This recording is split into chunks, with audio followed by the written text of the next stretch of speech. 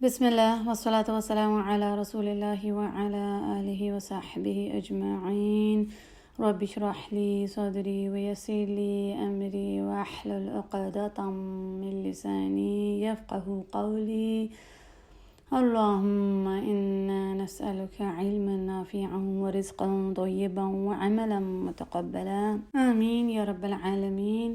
سورۃ التکویر آیہ نمبر 20 کو ہم دیکھتے ہیں۔ پہلے اس کا لفظی ترجمہ دیکھ لیتے ہیں۔ ذی والا، قوتن قوت کا، ذی قوہ قوت والا، عند نزدیک، ذی والا، العرش جس کی جڑ ہے عین اور شین، اور ہم میں سے بہت سے لوگ اس کا معنی جانتے ہیں۔ عرش اردو میں بھی اس کا یہی مطلب ہوتا ہے، مکین جس کی جگہ ایک معین ہو، محفوظ ہو بلند مرتبے پر۔ اب جیسا کہ ہم جانتے ہیں کہ یہ آیہ نمبر 20 سورۃ تکویر کی جبرائیل علیہ السلام کے بارے میں ہے۔ ان کی کچھ ڈسکرپشن، ان کی صفات ہیں۔ یاد رکھیے یہ رسول کون ہے؟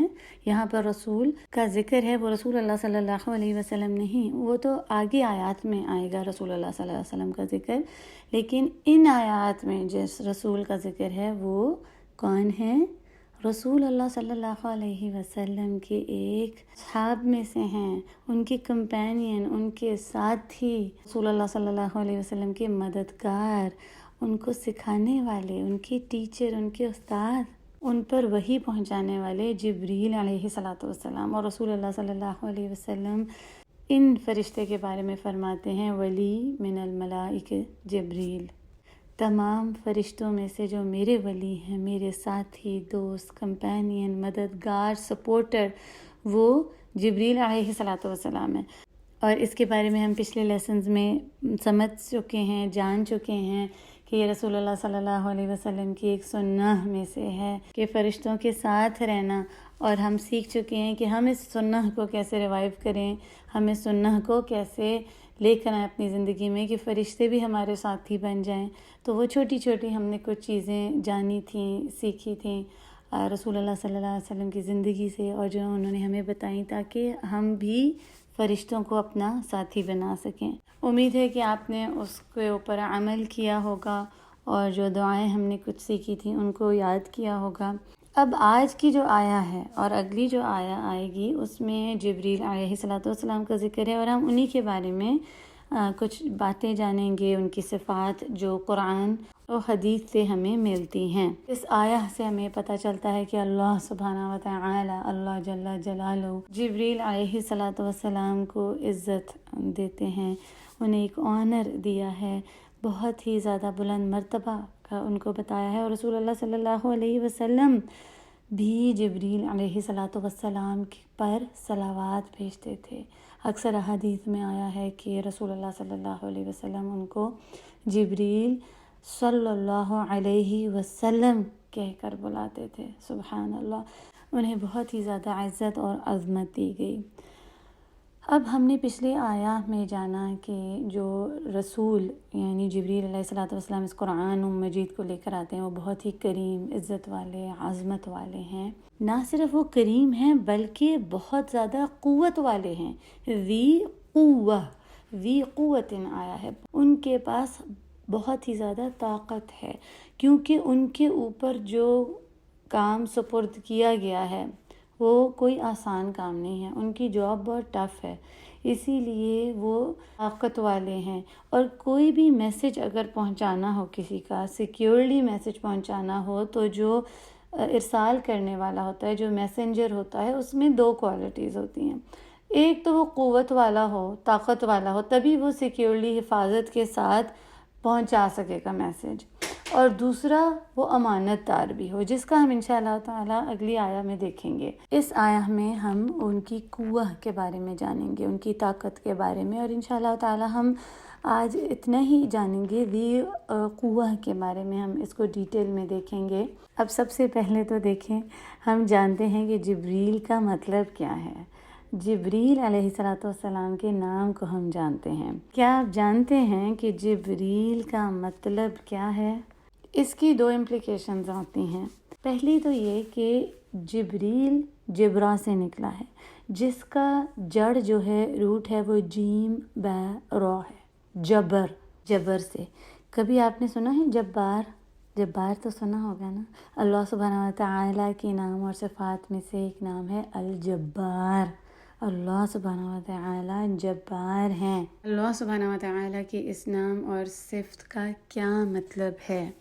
الجبار ہم نے سنا ہوگا نا، دا کمپیلر، یعنی زبردست، غلبے والا، جس کی گرفت سے کوئی چیز بھی باہر نہیں ہے، کوئی اس کی مرضی کے خلاف جا نہیں سکتا۔ وہی ہے جو حالات کو بدلنے والا ہے، قادر ہے، وہ چاہے تو اپنے بندوں کی حالت کو پلٹ دے، جو بگڑی ہے اس کو بنانے والا ہے، ہر نامکمل کو مکمل کرنے والا ہے، جس کی جو بھی خواہش ہے اس کو اس کے مطابق پورا رکھنے کی قدرت رکھتا ہے۔ اگر کوئی انسان مشکل میں ہے، تکلیف میں ہے، تو وہ اس سے مدد مانگتے ہیں، اسی کی سپورٹ چاہتے ہیں، اسی کی طرف لوٹتے ہیں۔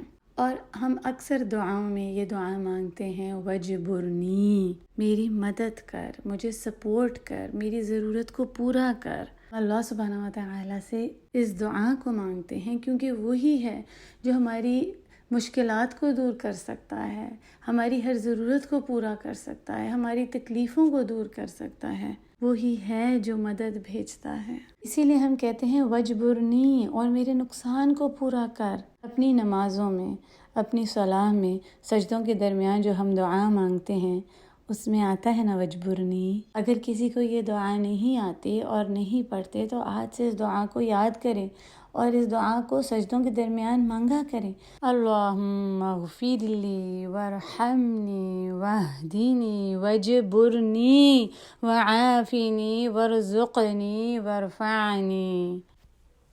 اے اللہ مجھے بخش دے، مجھ پر رحم فرما اور میرے نقصان پورے کر، میری مدد کر، مجھے سپورٹ کر، وجبرنی وارفعنی، اور مجھے بلندی عطا فرما، واہدینی، اور مجھے ہدایت دے، وعافنی، اور عافیت دے، وارزقنی، اور مجھے رزق عطا فرما۔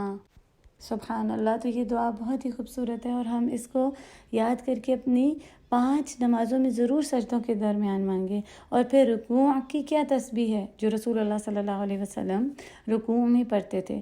سبحان ذی الجبروت والملکوت والکبریاء والعظمت۔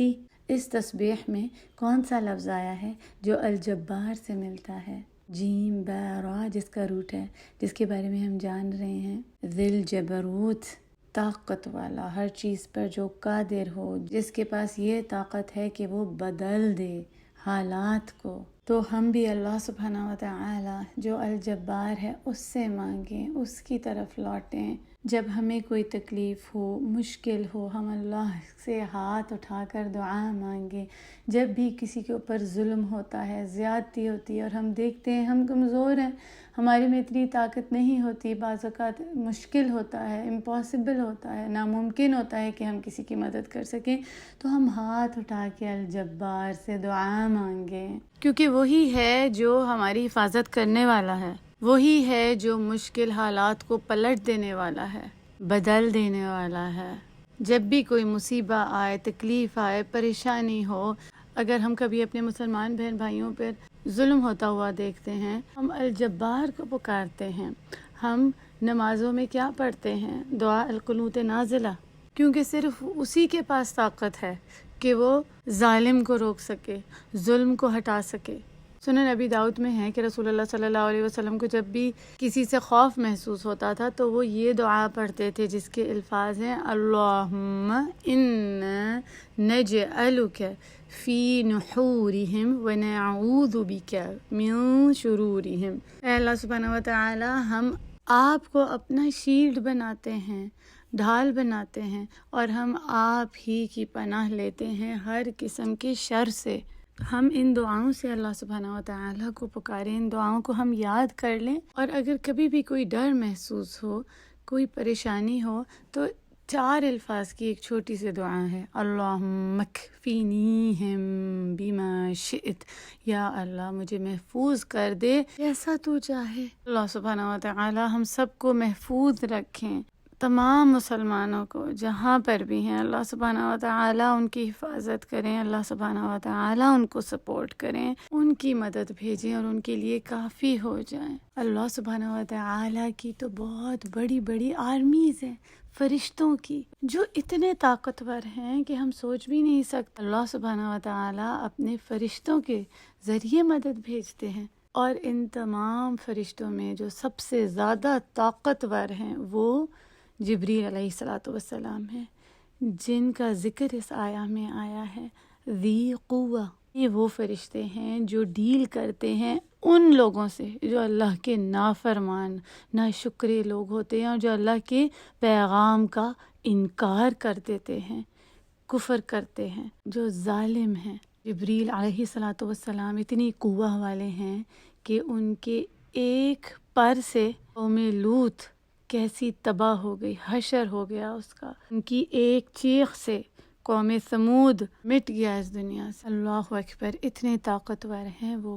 ان کی طاقت کا تو ہمیں پتہ ہے حجر اور اسماعیل کے واقعہ میں، جب ابراہیم علیہ السلام ان کو ایک ایسی جگہ پر چھوڑائے تھے جہاں پر کوئی انسان نہ بستا تھا، کچھ بھی نہ تھا، ایک بیابان صحرا۔ اسماعیل علیہ السلام رو رہے تھے، بی بی ہاجر صفا سے مروہ تک بھاگتی رہیں کہ انہیں اچانک ایک آواز آئی اور وہ بولی کہ اگر تم کچھ اچھا خیر لے کر آئے ہو تو سامنے آؤ۔